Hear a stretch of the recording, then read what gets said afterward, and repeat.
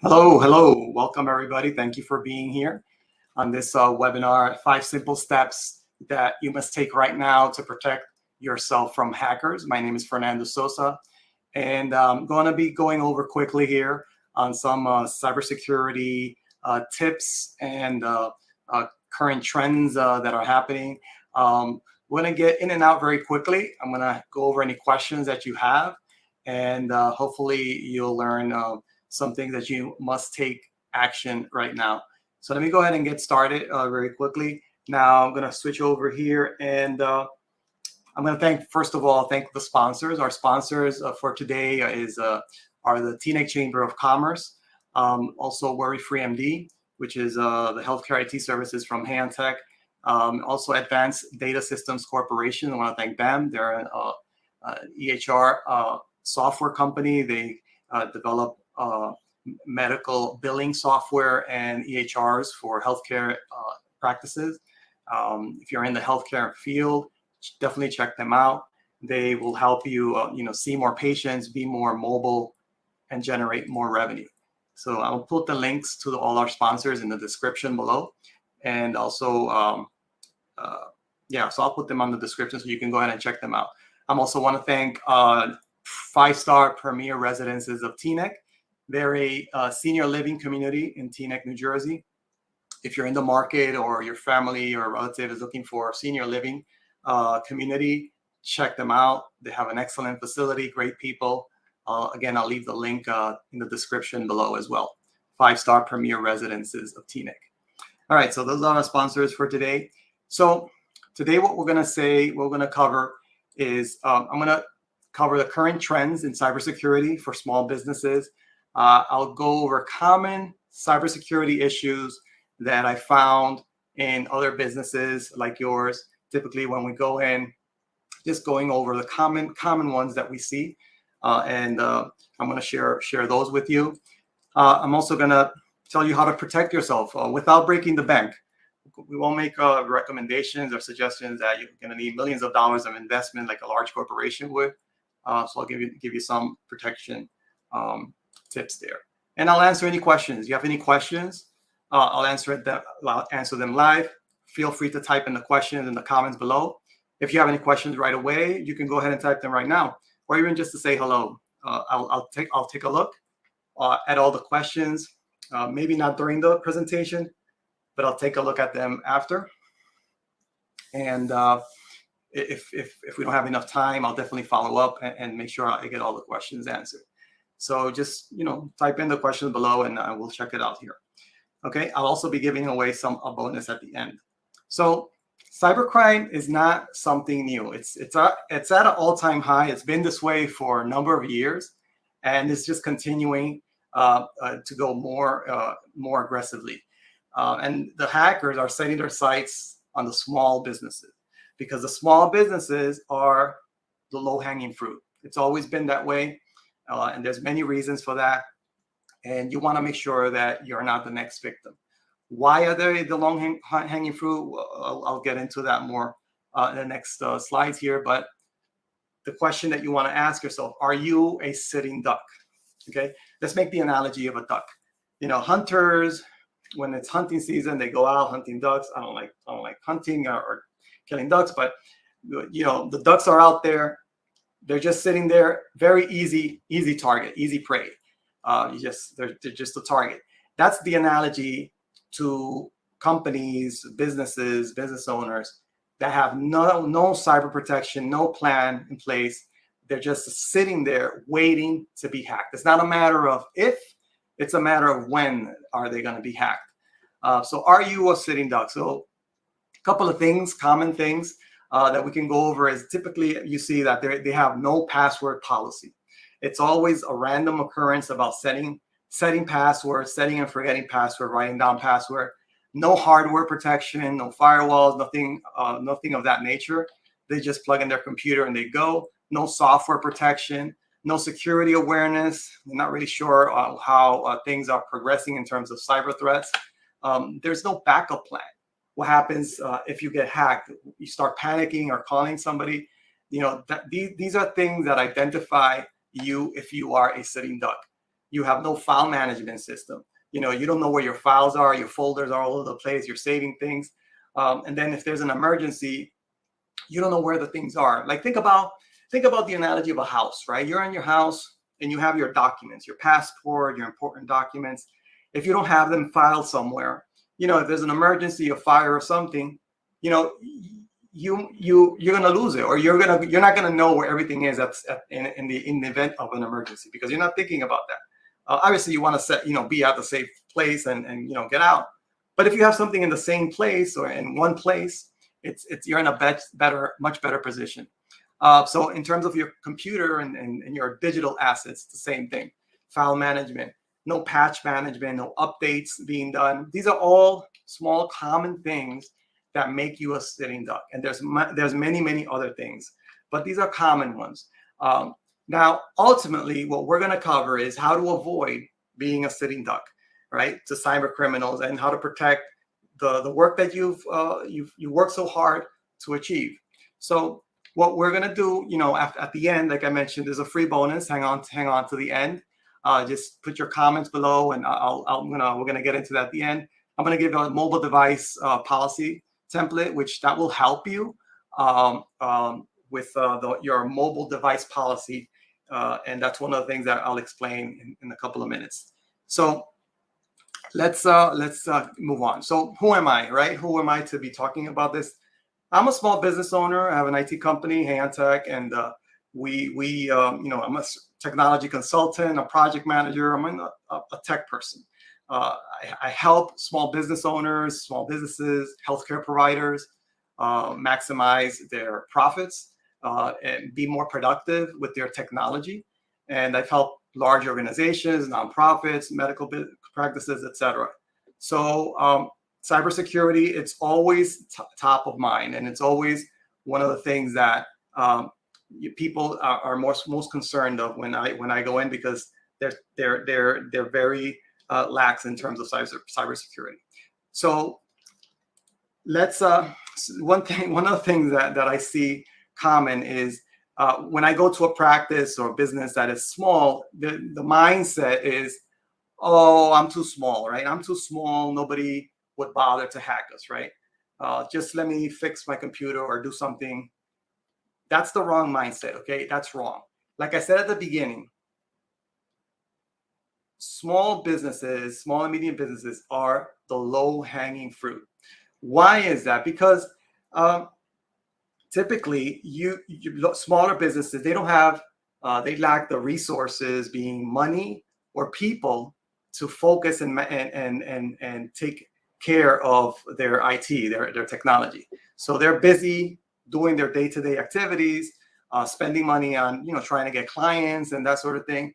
And for that reason, then their technology and their security is not taken care of as they should be. So comparing the large corporations to the small corporations, large corporations already understand cybersecurity. They're spending the money that they need to spend, and still they're getting hacked, some of them, But the smaller businesses are the low-hanging fruit because they lack the protections that they need.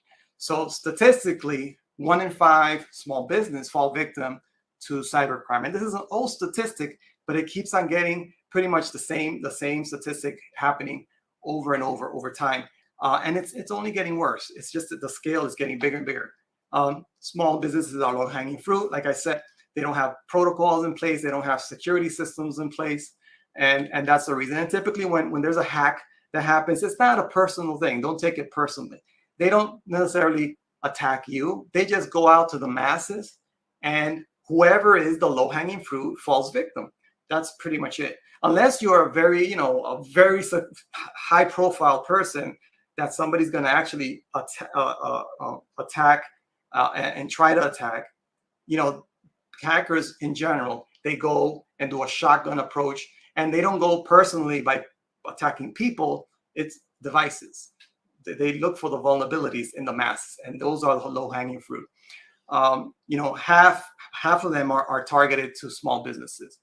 So spam keeps on being one of the biggest points of entry for hackers. It's just so easy to do, and so easy to fall victim to. So it just continues to be one of the top ways that hackers get to you. And it's a combination of technology, very minimal technology skills, and more of a social engineering kind of approach where they're tricking you into taking some kind of action with the body of the email that you receive. So that's one of the things that we want to be careful is when we're receiving spam. And I'm sure you've heard this over and over again. So how do you protect yourself? Okay, this is the whole reason why we're here. I'm going to go over 5 simple steps, right? First thing is that you want to get serious about protecting yourself against cybercrime. When I say serious, it's just, I mean, don't dabble into this. Don't just say, oh yeah, I know about it.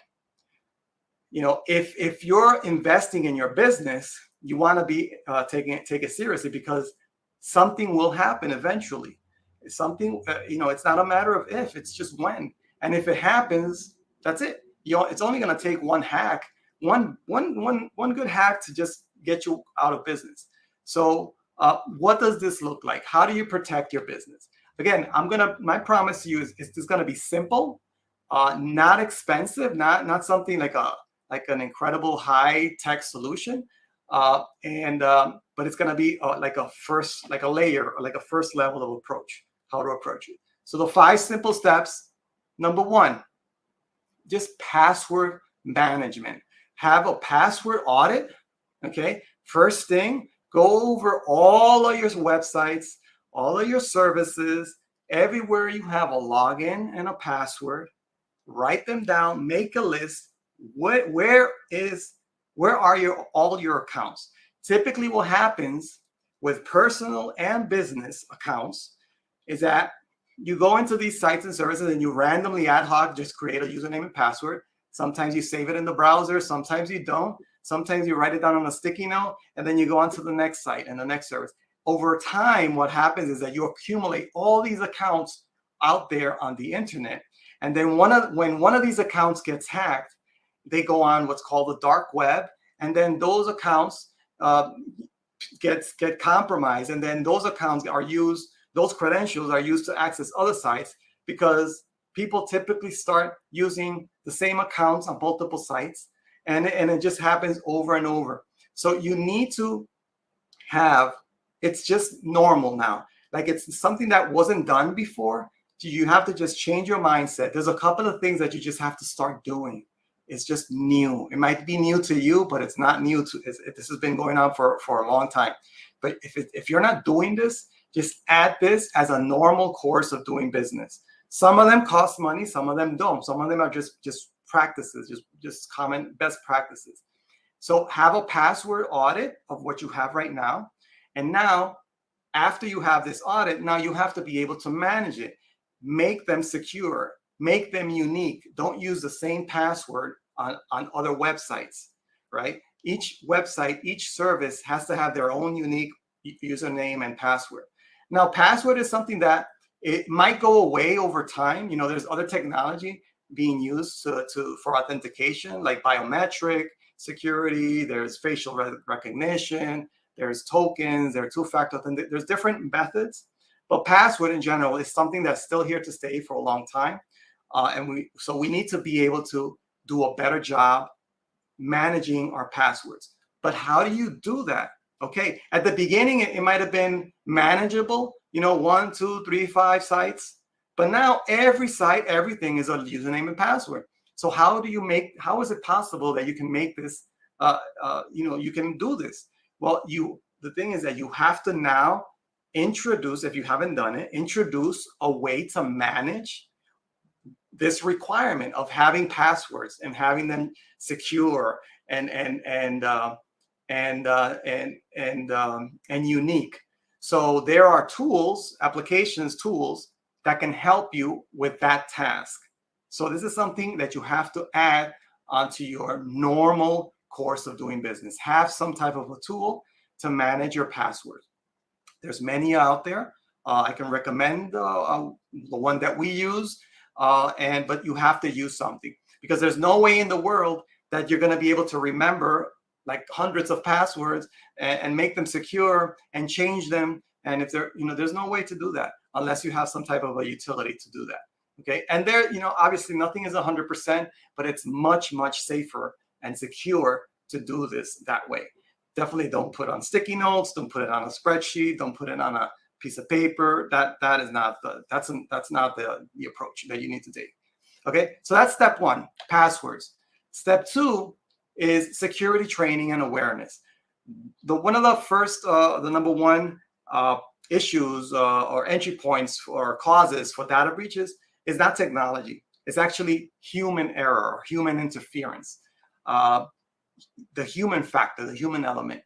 And it's because it doesn't matter how secure, for example, with the analogy of a house, it doesn't matter how many locks a door has in a house, a gate, a lock, an alarm.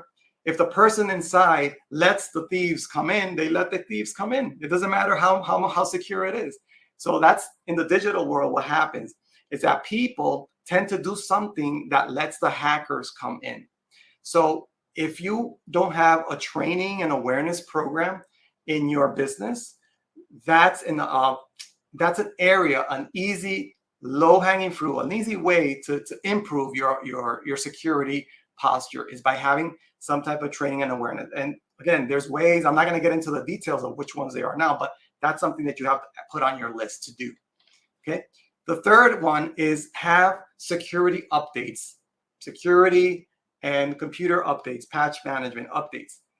Common issues with security breaches that happen is because systems are out of date. So think about this. Software, the programs that run on the computers, they're developed, they're coded by people, right? And they're coded by people to do certain things. So when they're finished, they're done, they release it to the public starts using the software. But what happens is that hackers look for ways to break into the software and get into your data and do whatever harm they do. So when that happens, then the software vendor, the company that makes the software, they have to go in and change it and fix the vulnerability so the hackers don't come in again. And so it's a cat and mouse game. It's an ongoing thing. And that's where computer updates happen. Again, think about it in a house.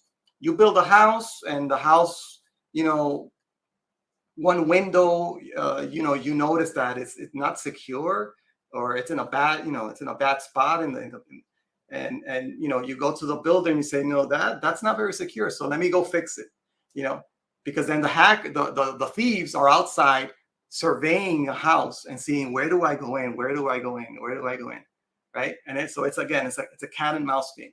So that's kind of the main reason for the updates. So it's very important that you have to have all your systems up to date, because otherwise it gets to a point where that's the low-hanging fruit for the hackers. The hackers look for systems that are out of date, whether it's the operating system, like if it's Windows or whatever, or whether it's the software program that you're running on your computer, or whether it's a hardware, right? The hardware as well. The hardware, your appliances, your routers, your things like those have software running on top of them. So think about it, for example, like between hardware and software. Think about it like a car. You have a car, a vehicle, that's the hardware. But the vehicle, the car, has a computer in it, and that has software in it. So there's software that runs your car. So that has to be updated. There's cars that are hacked as well, because they have to have updates done on the software. So it's a must. It's a must to be up to date. Okay, and that is something that requires ongoing maintenance. You have to be on top of that. So security updates is another step. The other step is to have a backup plan, a contingency plan. What happens when there's an issue? Okay. Recently, not security related, we had, there was a Facebook issue that happened yesterday, right? They were down for almost 6 hours. There's contingency, and a lot of things went wrong there, but it wasn't, from what they say, it wasn't a security issue. It was more like a configuration issue or a mistake that was done on a configuration. But you have to have a contingency plan to recover. Okay. The value of Facebook, of Mark Zuckerberg, went down by billions of dollars during that outage. That's an extreme case. What about if something happens in your business? Can you be down for a few hours? Can you be down for a few days? How much business will you lose? That's what happens when there's a breach. You can be out for days or weeks, depending on the type of event that happens. So you want to have a backup in place, whether it's a data backup and then the word backup is used very loosely. Don't think that all backups are the same. Not all backups are created equal. So you want to understand, when you have a backup solution, what exactly are your backup? How does it work, and what are you able to recover? Don't assume that I have a backup, I can recover. What exactly? Because there's different types of backup, different levels of backup. And sometimes you have to have a backup of a backup and different types, and the duration that it takes to recover. It gets more complicated. So you want to understand, and you have to have a test. You have to test these things. Don't just set a backup and never test it and say, yeah, I have a backup. But then when you have an emergency, you don't know how to recover it, or you haven't really tested it, so it actually ends up not even working. That's the worst case scenario, that you have a backup and it doesn't work when you need it. That's happened. I've seen it happen. It's like the equivalent of a fire drill, right? You have fire drills, right? Those are exercises to help you know what to do in the event of an emergency, right? You have a plan, a fire evacuation plan, and then you have a fire drill to test it. Same thing with your data. You have a backup, but then you have to test it. That's one thing that I see that happens a lot, that people, they have their backups, but they don't test it, and they don't really know if it's actually working. So a backup and contingency plan is very, very important. Okay, if you have any questions, feel free to type it in. I'll check them as at the end, but don't forget to comment below. All right, so the next one I have is mobile device policy. As people use more and more their own devices, or even corporate devices like their mobile phones, to check email, to access files, to share files, any company resource that is accessed on a mobile device, what do you do with that device if the device is stolen, lost, if the employee leaves? That is something that is so common that I see over and over, and it's neglected. And especially now with the pandemic, more people are using their personal laptops or their iPads or their iPhones, and there's no policy in place. They're accessing company resources, and that data is out there on an unsupported device. So you have to have a policy in place to manage that, to know what to do. So it's a combination of policy and technology. So we have a policy template I'll share with you with the person that wins it here. So that's very, very important to have in place. Very simple to do, and will definitely raise your level of security if you take care of it. Let me give you a last one as a bonus, and it's a bonus, but it's very important, is that you want to have a managed firewall in place. Okay, a firewall is a device that is your first point of protection in the perimeter of your network, and it typically is located in your network closet, if you have one, where your modem and your router is. It protects you from the incoming and even the outgoing traffic from the internet coming inside to your network. Okay, it's your first line of defense. Okay, and the key word here is managed. You want to have something that is not just you set it and forget it. You need to be able to monitor and manage it, because that has updates done as well. There's a software that runs on it, and it makes it work, and it has to be kept up to date and monitored. So having a firewall is one of those things that is often neglected and disregarded, because you don't need one to have internet connection. right? Typically, a business will be comfortable just because they have internet connection, and they'll say, "Why do I need a firewall? I already have internet." The firewall is it's a layer of protection. Your internet provider is not responsible. They're not in the security business. That's not their job. And they might throw in some marketing term that their router has some security and protection, but they don't keep that up to date. It's not, you have to be responsible for your network. And the key piece of your network is having that firewall in place. Okay, so all these things that I mentioned are things that probably are things that if you don't have in place, you just have to add it as a normal operating expense or operating way of doing business that you just have to add on to what you have in place.